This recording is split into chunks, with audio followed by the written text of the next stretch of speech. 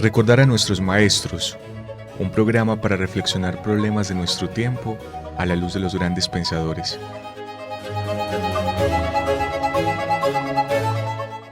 Dirección: Carlos Mario González, profesor de la Universidad Nacional de Colombia, sede Medellín.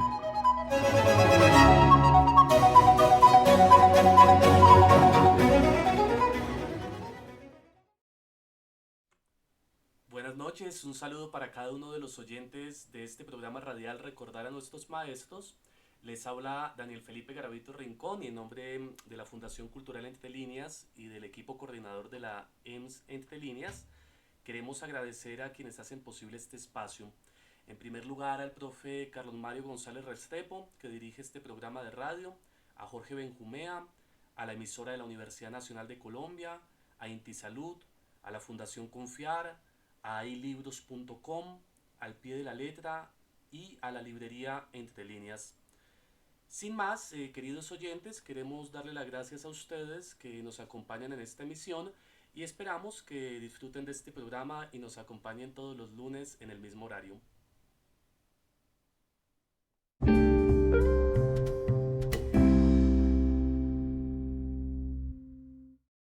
De nuevo un saludo para cada uno de nuestros oyentes. Nos encontramos en el segundo episodio del programa de radio Recordar a nuestros maestros,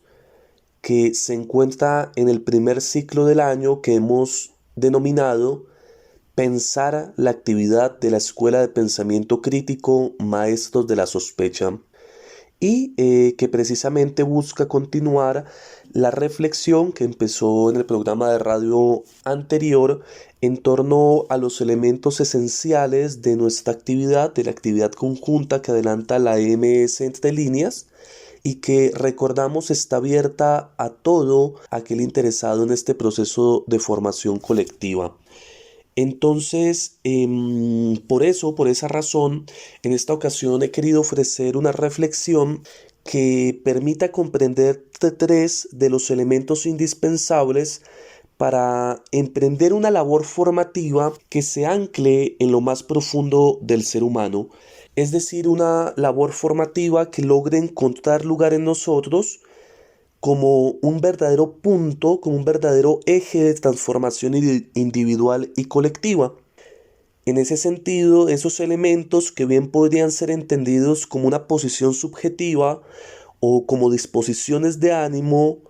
frente a los problemas son el asombro, la duda y la sospecha. En general, el amor, la muerte, la sexualidad, la guerra, la injusticia, el mal, la piedad, o para ir a otro campo, el número, la forma, el átomo, el universo, la ciudad. En general, todo cuanto nos circunda está lleno de problemas que permanecen sin descubrir, sin desarrollar por parte del ser humano. Está lleno de problemas que pueden ser atendidos por el ser humano y que sin embargo la mayoría de nosotros rechaza, la mayoría de nosotros no da lugar a ellos, no simplemente por un acto de mala voluntad o por una falta de disposición, sino en muchos de los casos por la forma el modo de producción, el modo de producción capitalista que dispone al sujeto a estar inmerso por un lado en el mundo de la obligación o del deber insatisfactorio, en el que reiteramos una serie de actividades monótonas que permiten sostener la propia vida sin espacio para la pregunta, una serie de actividades monótonas por medio de las cuales, en el mejor de los casos, se satisfacen de manera adecuada las necesidades materiales. Y por el otro lado, inmersos en el mundo del ocio fantasiador, del ocio improductivo, en el que saltamos de una actividad a otra, curioseamos, pasamos el tiempo. Estos dos polos de las actividades que en realidad se complementan van haciendo que ninguna pregunta se instale en nuestro ser, en nuestra cotidianidad, y que demos curso a una vida en la que actuamos creyendo saber lo que no se sabe, para decirlo con Sócrates. De esta manera, un sinnúmero de prejuicios, de precomprensiones, de opiniones que no han sido objeto de una reflexión atenta, van disponiendo nuestra vida en una suerte de inercia monótona que malbarata la existencia individual y colectiva. Malbarata nuestra existencia individual, pues en últimas el propio ser y sus relaciones con el otro y con el mundo, que se creen diáfanas, se creen fáciles de hacer, nuestras intenciones, nuestro querer que pensamos es fácilmente comprendido, no es objeto de una auténtica reflexión, no permite esto que la auténtica reflexión emerja. Y de esta manera los supuestos bajo los que operamos terminan por empujar la vida en una dirección que no fue decidida. De espaldas, por ejemplo, al enigma del amor, nos vemos incapaces de cualificar su dicha, o de espaldas a la conciencia de la propia finitud, terminamos viviendo como si el tiempo no se agotara o fuera reversible. Y esta misma tensión entre ese mundo del deber insatisfactorio, del deber impuesto, y el mundo del ocio fantasiador e improductivo, lleva a malbaratar nuestra existencia colectiva porque impide cuestionar las formas de relacionamiento social, impide cuestionar las formas de agenciamiento del poder, la forma en que se dispone de lo público, hasta, por ejemplo, naturalizar la injusticia que termina por ser normalizada y dejando de lado el lugar que pueda ocupar, por ejemplo, la propia voz y acción en el campo público. Frente a este vivir la vida de prestado, a medias, para decirlo con los griegos, frente a esta vida mutilada, es necesario oponer una vida filosófica. Esta vida filosófica, que parte de una disposición filosófica, es una forma de vivir que no se circunscribe, y esto es muy importante recordarlo, señalarlo, a los círculos universitarios o a los especialistas de la filosofía, sino que puede transformar a todo aquel que se abra a su cultivo y que disponga su vida y su relación con los saberes en términos de la filosofía, con disposición filosófica. Y esta vida filosófica también se distingue del discurso filosófico que les sirve de herramienta, pero que, sin embargo, no es suficiente para aclarar lo que la filosofía implicaría, lo que una disposición filosófica tendría que decir al desarrollo de los diferentes campos del saber y al desarrollo de la vida individual y colectiva. Y al respecto hay que señalar entonces que la vida filosófica principia en el asombro, la duda y la sospecha. Para empezar el desarrollo en torno a estos elementos, en específico para empezar con el asombro, uno de los diálogos de Platón, el Teteto, nos permite asistir al lugar que ocupa el asombro en la búsqueda de una vida filosófica. Allí nos encontramos en últimas con la siempre enigmática figura de Sócrates, ese personaje que habiendo sido declarado por el oráculo de Delfos como el más sabio de los atenienses, interroga todo el tiempo a sus conciudadanos y los interroga no porque crea saber, sino porque no cree ser el más sabio, porque no está seguro del sentido de lo dicho por el oráculo de Delfos, y entonces Sócrates hace esa labor de irse encontrando con otros que cree que son más sabios y encontrarse que estos que deberían saber algo no lo saben. Se encuentran, por ejemplo, con Eutifrón. Eutifrón es sacerdote y se supone que un sacerdote debería saber en qué consiste la piedad. Pues bien, cuando Sócrates empieza a interrogarlo, se encuentra con que ese que debería saber, con que ese que supone además que sabe, por ejemplo, qué es lo piadoso, no lo sabe. Y es sólo allí cuando Sócrates comprende precisamente el sentido de lo dicho por el oráculo de Delfos. Ese sentido estriba en que, a diferencia de los demás atenienses que creen saber lo que no saben, Sócrates reconoce su ignorancia y en ese sentido es el más sabio de los atenienses. Pues bien, un buen día Sócrates se encuentra con un joven matemático, Teteto, y empieza su labor de preguntar, su labor de interrogación. Le interroga a este joven matemático porque le han señalado, su maestro, el maestro del joven matemático, le ha señalado que se trata de un joven con disposición filosófica, que se trata de un joven dispuesto al ámbito del saber. Y Sócrates empieza a interrogar en esa medida por algo que este joven matemático debería saber, que consiste en la pregunta ¿por qué es el conocimiento? ¿Qué es la ciencia o qué es el saber? Teteto empieza a conversar con Sócrates y arriesga una primera definición sobre el conocimiento y se equivoca. Luego Teteto vuelve a arriesgar otra definición en torno al saber y vuelve a equivocarse, hasta que intenta en una tercera ocasión y de nuevo vuelve a equivocarse encontrándose en aporía. Y una vez ese personaje Teteto se da cuenta de que no sabe muy bien qué es el conocimiento al que por demás se dedica,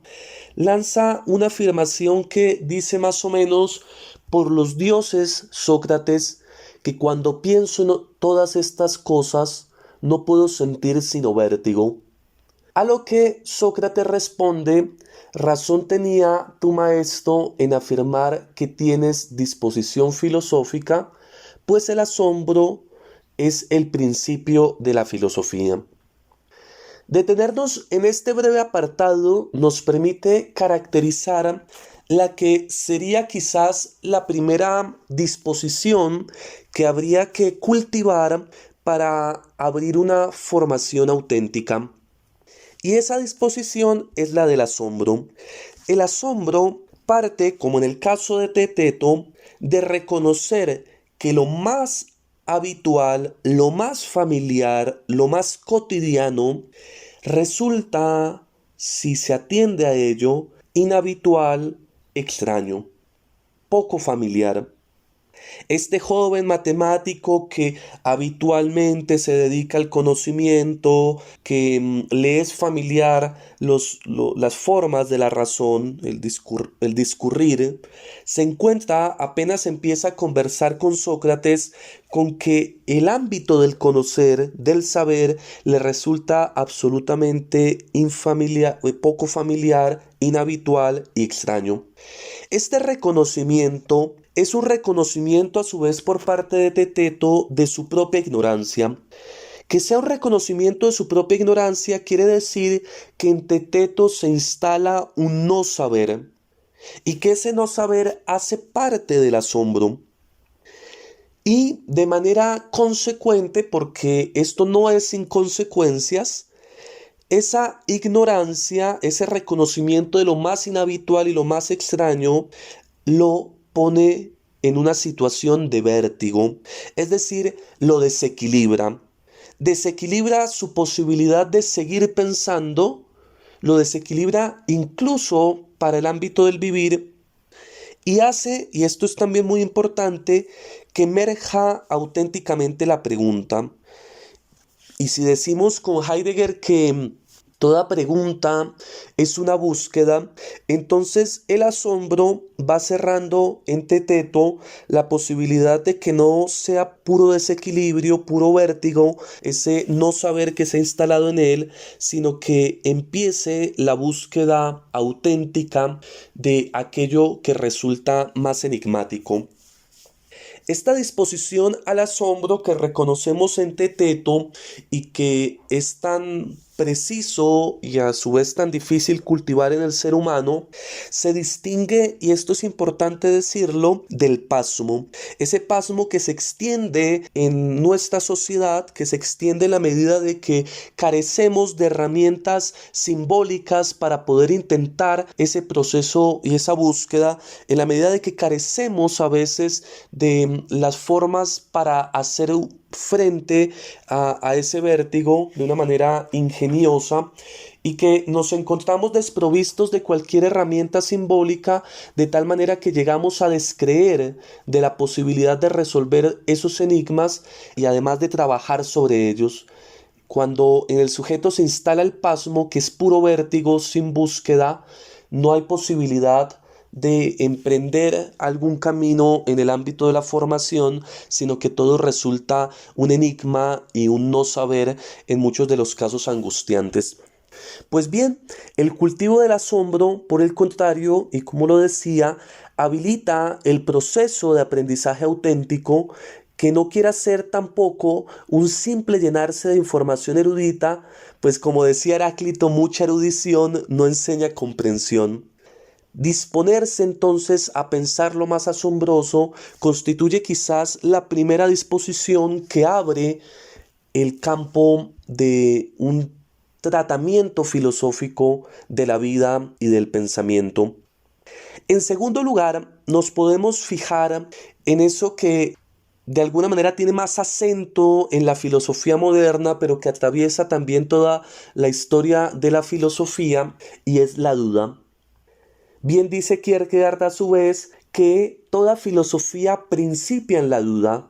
y dudar supone en este caso poner bajo examen, es decir, poner bajo crítica el contenido de toda proposición que emerja en mí o en el otro. Supone que no es posible afirmar sino aquello que ha sido objeto de una atención detenida, de un interrogar los prejuicios, las precomprensiones, las opiniones con las que se dirige la existencia individual y colectiva. Y de esta manera podemos, si queremos entender la duda, decir casi que parafraseando en primera persona lo que Descartes formula, y es que debemos disponernos para acometer seriamente, por lo menos una vez en la vida, la empresa de deshacernos de todas las opiniones de las que se había dado crédito y empezar de nuevo desde los fundamentos. La duda supone entonces una disposición que asume que es imposible tener certeza sin haber sometido a examen las proposiciones que uno emite como verdaderas o como falsas, y a su vez la duda no puede confundirse con eso que el profesor Carlos Mario ha llamado la duda neurótica, esa duda que se extiende en la actualidad en algunas formas de la filosofía posmoderna y que enseña disparates como el dudar de que se duda, o el creo que creo o no creo que crea, y que en todo caso inhabilita para el pensamiento e inhabilita para la acción. Llevan muchos casos a la reacción, pues no entiende que la duda no es sino un primer paso que abre la posibilidad de la búsqueda de una certeza indubitable, como en el caso de Descartes, a partir de la cual operar en la propia vida y operar en el ámbito del pensar. Y finalmente nos encontramos, después del asombro y después de la duda, con una tercera forma de disposición, y es la disposición de la sospecha. Esta disposición de la sospecha se extiende al sujeto y ya no se detiene únicamente, como la duda, en la verdad o en la falsedad de las proposiciones que emitimos, sino que se extiende al sujeto que afirma, al sujeto que niega, al sujeto que quiere, al sujeto que siente. Y de alguna manera, como nos enseña Marx, como nos enseña Nietzsche, como nos enseña Freud, requiere impugnar no solo entonces el contenido de esas opiniones, sino que requiere impugnar el lugar desde el cual emergen esas afirmaciones. Por ejemplo, el lugar desde el que formulamos nuestros juicios morales, desde la cultura judeocristiana, en el caso de Nietzsche, o por ejemplo, el lugar desde donde pensamos y que no conocemos, el inconsciente en Freud, o por ejemplo requiere interrogar el lugar de las relaciones económicas, políticas y culturales que forman en muchos de los casos nuestra opinión sobre un asunto si nos detenemos en Marx. De esta manera, y para dar un ejemplo que abordamos en la Escuela de Pensamiento Crítico Maestros de la Sospecha el año pasado, en el caso de la religión, a diferencia de algunos filósofos, pensadores que la habían impugnado previamente en la verdad y falsedad de sus proposiciones, que habían intentado desmontar lógicamente los argumentos a favor, por ejemplo, de la existencia de Dios, pensadores como Marx, Nietzsche y Freud no se detienen ya únicamente en el contenido de las proposiciones de la religión, sino que intentan entender el lugar en el que se anclan en el sujeto, intentan preguntar por las razones que hacen que emerja el discurso religioso,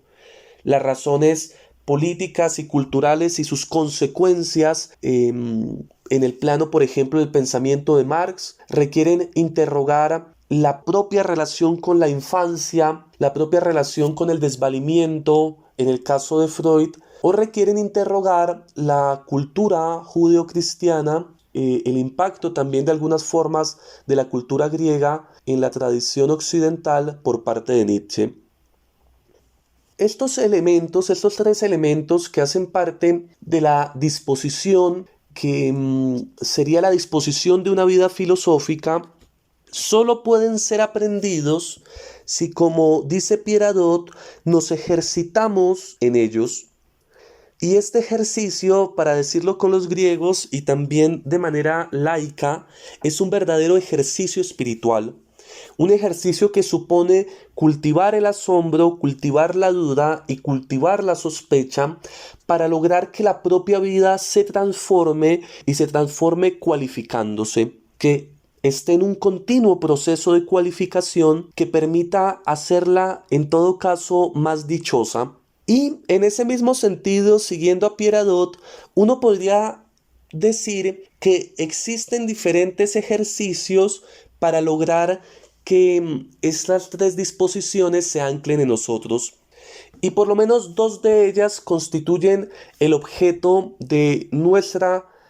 reflexión, el objeto de nuestra actividad dentro de la Escuela de Pensamiento Crítico Maestros de la Sospecha.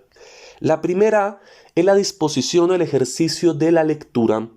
En el marco de esta triple disposición de ánimo, la lectura no aparece, como he mencionado, como un ejercicio para la simple erudición, sino que la lectura es el espacio donde podemos habilitar el cultivo del asombro, la disposición dubitativa y la disposición a la sospecha. Y en segundo lugar aparece el diálogo como ejercicio espiritual que permite en el encuentro con el otro ir abriendo esta triple disposición. Pues bien, queridos oyentes, de esta manera y con la invitación a que la actividad de la Escuela de Pensamiento Crítico Maestros de la Sospecha sea una actividad capaz de empezar a producir transformaciones en nosotros, con la invitación a una vida filosófica, a una disposición filosófica, quiero dejarlos el día de hoy. Les deseo una feliz noche y espero que podamos encontrarnos en los programas venideros.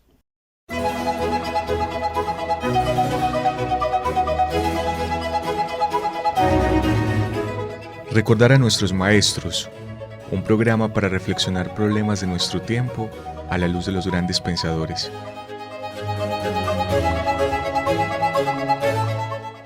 Dirección: Carlos Mario González,